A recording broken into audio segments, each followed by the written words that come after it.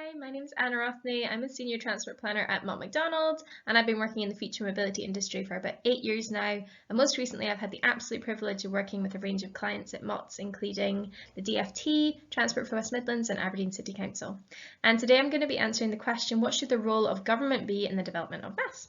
So just to help talk me through this, I've got this pyramid provided by my wonderful colleagues on the right, and then I'm going to talk through these 4 stages of the government's goal, role, use, and then benefits of embracing mass. So to start with, the overall goal for mass is to improve access to and use of the mobility system beyond the private car. So the government's role in achieving this goal is to shape the travel behaviours that we need and the underlying mobility system itself. And to illustrate that latter point, if we look at the pyramid, if you consider this like a hierarchy of needs and consider those upper levels of booking, payment and information really aren't providing much if there aren't the services beneath those and the infrastructure that those services need to run on. So the government's role is really in improving that overall mobility system that sits beneath the layer of mass. Now, coming back, so if we then consider how the government can use tools like mobility as a service and journey planners, in Aberdeen we've really been learning how much potential these tools have to achieve a wide range of policy goals from local to national level and across all areas from environmental, social and economic aspects. And also it's really interestingly provided an opportunity to be more resilient, especially in the face of something like COVID, where we can start to use these as tools to help people get back into travelling sustainably. Finally, the benefits that the government can achieve from focusing on mass is healthier citizens as people move away from relying on the car, an easier move towards net zero as people move towards the mobility system beyond the private car, and a more vibrant economy as people have better access to opportunities regardless of whether they own a car or not. So that's all I have to say on this. I hope this has been useful and I hope you enjoy the rest of the webinar. Thank you.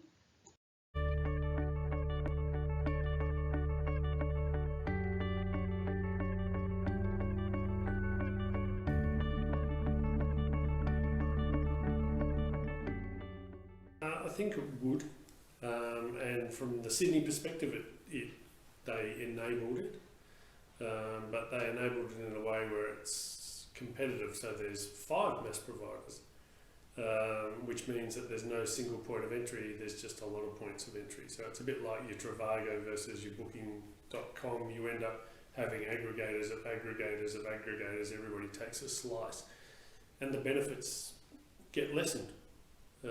And because government has to put money into this thing either directly or through subsidising the loss of revenue from public transport, I think my point of view is that the government should be really deeply engaged with getting the outcome that they want for their people. We quite often get told that there's technology and isn't it cool and it's great, you know, we've got to push this through, and you know, you do, but what we have to weigh up is the cost of us enabling this right now at this time in the context of our city, wherever you are. We were really looking at the net benefit to the public of doing some of the things that we want to do to achieve mass. But also we talk a bit about the economic failure and market failure, and ultimately how do you maintain positive public societal value in the face of potential failures.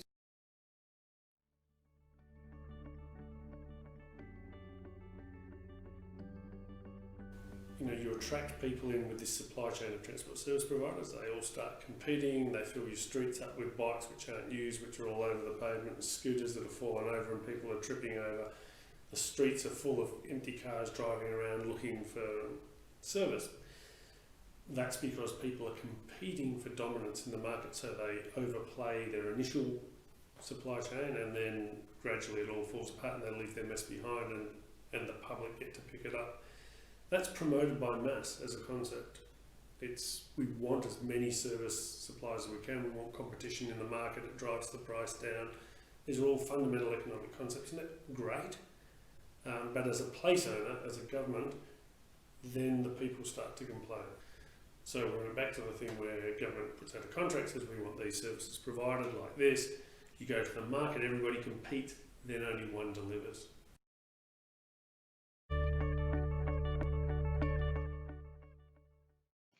Past few years, micromobility services has been introduced in an unprecedented speed and scale to the cities. This has led to providing a great opportunity for better mobility services while also introducing some challenges to the cities that needs to be addressed. When it comes to the advantages of micromobility solutions, simply we could say they can provide an easy door-to-door seamless transport. It's a transparent payment, pay-as-you-go solution, easy to access, simple to use, and quite cool for many users. At the same time as they can replace some of the short distance car trips and be a good solution in combination to first mile, last mile solution with public transport. But when it comes to the disadvantages, we could mention the safety risk and the conflict between pedestrian and bikes, and micromobility has been raised as an issue, clutter on the sidewalk, obstruction on the pedestrian area, lack of regulations and legislations in place could sometimes lead to issue, as well as maintaining a high quality of service has been raised as another challenge. But when it comes to what cities should consider, we could mention that cities should start rethinking and redesigning the public spaces. If we assume that these solutions are taking some of the car trips, so it's fair to give them a bit of space by reallocating some of the car parks, providing more flexible parking areas with which would accommodate different kinds of mobility, such as bicycle, e-bikes, e-scooters, and so on. Providing a better road infrastructure for different kinds of mobility can also enhance the safety. Providing regulations such as age restrictions or wearing helmets could actually influence the safety, as we've seen in Nordics. As well as providing a better awareness, user engagement, community engagement in advance of introducing these solutions is another aspect to be considered. Providing platforms for using the data both in the real time as well as long-term and short-term planning can be another advantage for city planning and policy planning.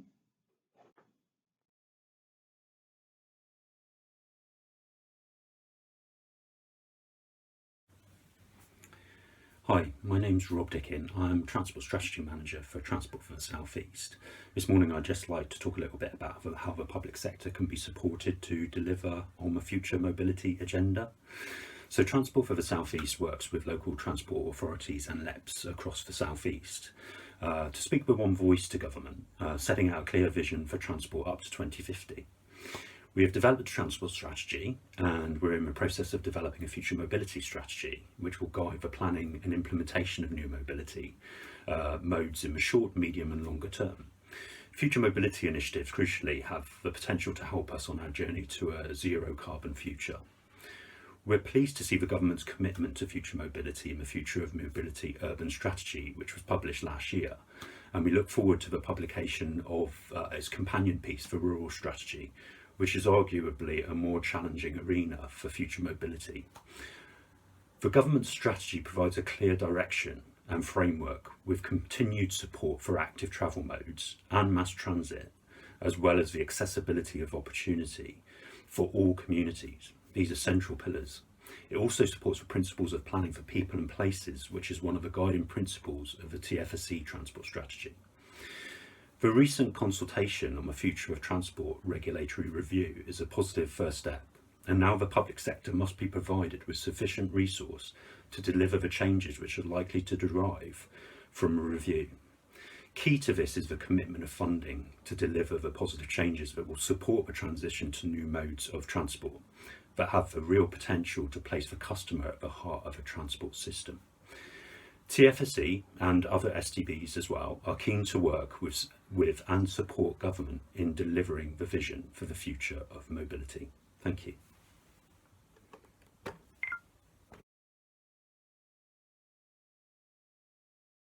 Hello, I'm Yogesh Patel, Process and Business Improvement Director at Eurovia UK. In talking about mobility as a service and the role of authorities, I want us to reflect back over the last 100 years or so.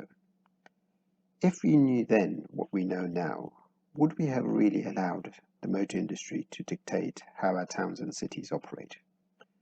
The way that space is managed, the power of the road over the community, the impact of safety, the impact on the environment, noise, pollution, air quality, visual intrusion, and many other factors, not all negative, of course, many economical benefits as well. But I suspect if we knew what we now know then, we may have taken a different approach about the level of governance and control that we have on how the place develops and the impact of the motor vehicle. Well, I believe we're at a turning point where we're going through another shift. Connected autonomous vehicles, mobility as a service, of course, but Industry 4.0, all of these things are starting to lead to a situation where the individual is demanding and expecting customized individual service and are willing to pay for a service a notch above the standard. So why should the same not apply for mobility? And the role of the authority then becomes slightly different, not necessarily to provide the service, but potentially to be the platform for the service to ensure that services are delivered on a competitive basis, on a fair basis, to make sure that no individual communities are left out, to ensure fair play between different providers of that service. And to my mind, I don't see why mobility can't fit in that same category, so that authorities become the Amazon provider for mobility within a community, within a region. And that means a radical shift potentially for the relationship between public sector and private sector. But fundamentally, it means that the individual citizens pay for the services that they pull from the provider, with the authority being an honest broker to ensure that those services are provided on a fair and equal footing. Radical thought perhaps, but that's my role, is to challenge the status quo. Hopefully that leads to some debate and questions.